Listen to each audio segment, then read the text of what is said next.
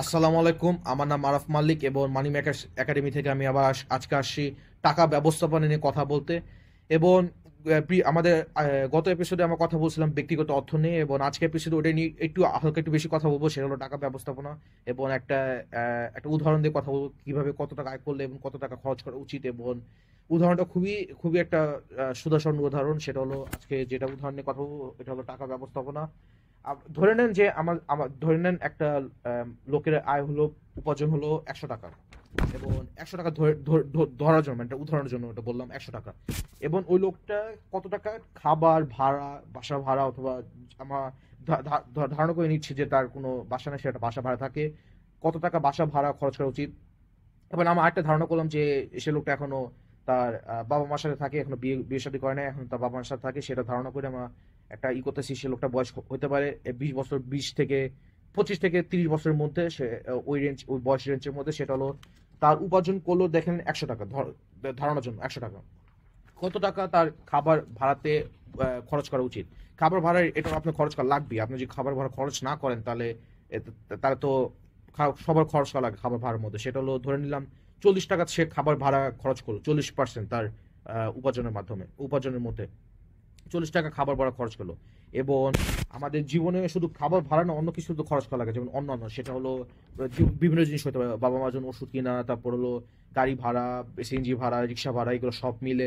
তারপর হলো আপনার যে বাসার বিদ্যুৎ বিল, পানির বিল, গ্যাসের বিল, এগুলো সব অন্যান্য মধ্যে ধরানো হলো। তারপর 30 টাকার মধ্যে অন্য কিছু হতে পারে, যেমন মোবাইল ফোনে কথা বলার জন্য টাকা যেটা লাগে। তারপর হলো আপনার ওই মাসে যদি কিছু কিনলেন, ওইটা অন্যান্য মধ্যে ধরে নিলাম সে হলো 30% অন্য অন্যান্য জিনিসপত্র খরচ করলো।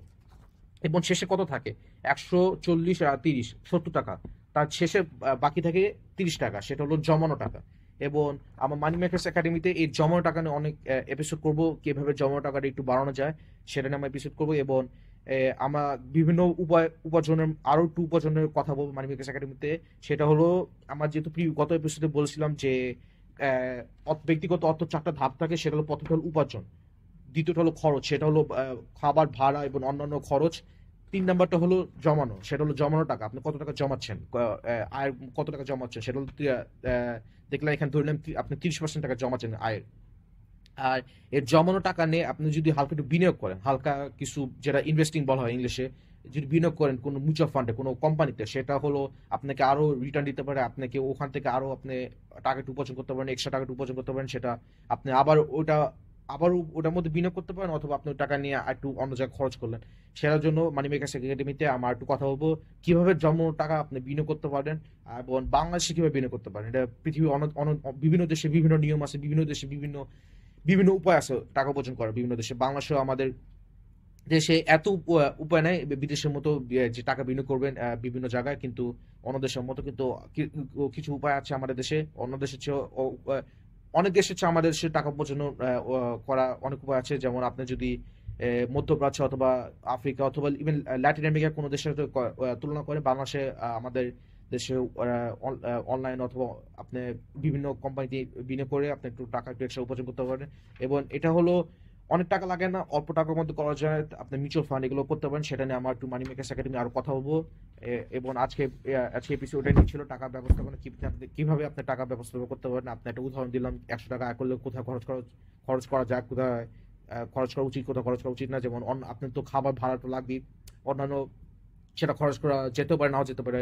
যদি কেউ একটু খুবই কষ্ট করে একটু জীবনটা করে, খরচ একটু কম করে, তখন আপনি আরো জমানো টাকা একটু পারবেন। এবং সেটা ফিউচারে, সেটা ভবিষ্যতে আপনার পরিবার, যদি একটা পরিবার একটু বড় হয়, তখন ওইটা নিয়ে খরচ করতে পারবেন। সেটা নিয়ে আমরা মানি মেকার্স একটু কথা বলবো। এবং আজকের এপিসোড এটাই ছিল। আল্লাহ হাফেজ।